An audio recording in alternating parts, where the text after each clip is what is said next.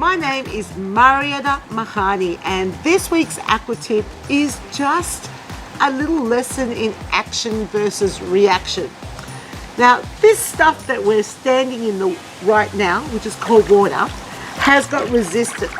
So it's one of those things that when you push one way, there's a ripple effect. So if I go back like this, you can see how the water starts to move further away. Pull the arm in, the water moves that way.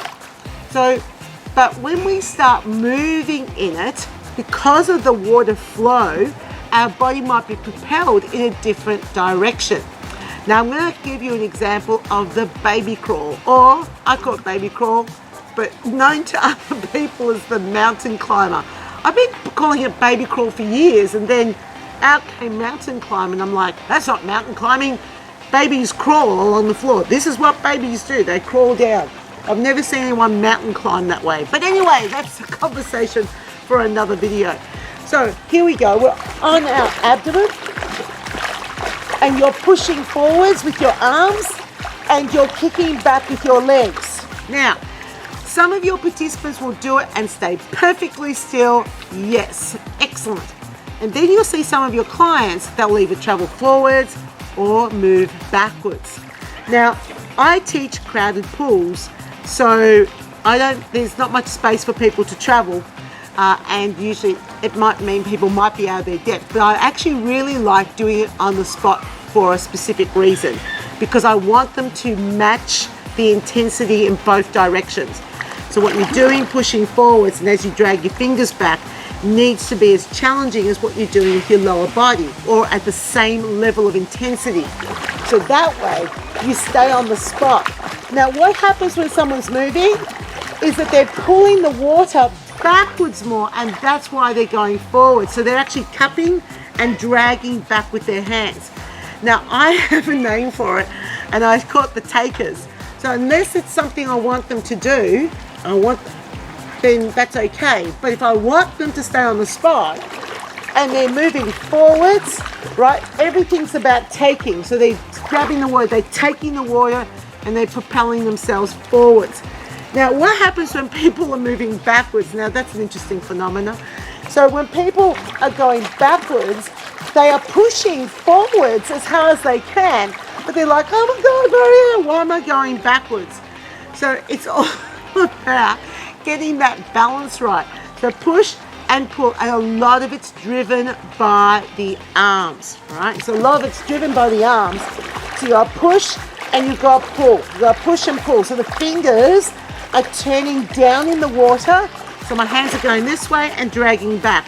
Now, what are the legs doing? So ideally, you bring your knees all the way up towards your chest and take your legs all the way back. Yep, so try and bring the knees up high. I often find that sometimes with baby crawl, people do this. Now, it's nice if you're buoyant, because then you don't have to work very hard. We don't want that. That's not why people come to a class to exercise. Yeah, they could do that anytime, right? But for them to get a really good workout, encourage them to bring their knees up. It means if your knees pushing forwards, yep, you've got to make sure that you're kicking back with the same amount of effort. Otherwise, you're going to find yourself moving again. That basically explains the whole point of action. For every action, there is an equal and opposite reaction. And if you want to keep people stable, and I often do, especially with deep water work, I get people on the spot, because then they have to balance everything out. What happens to the front needs to happen to the back of the body, and that way they get that dual activation of both the anterior and the posterior muscle groups. And that is this week's Aqua Tip.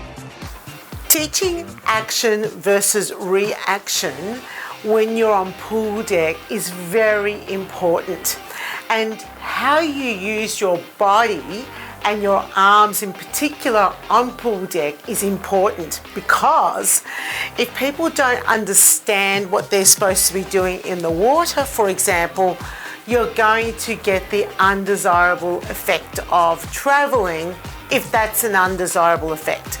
What we're talking about here is being able to understand that for every action, there's a reaction. So if you do want people to move forwards, for example, with that mountain climber, what you want to do is emphasize the pull back so that they take their arms forwards, but they drag more water back. And you can use that word I was using, which is, are you a giver or a taker, or do you balance it out? So in that position, you're thinking about thrusting the water back. If you want someone to do a baby crawl but move backwards, you need to focus more on the push forwards. Alternatively, if you want people to stay on the spot, then you want the balance in what they're doing with both their upper body and their lower body. But it is primarily driven by what they do with their arms.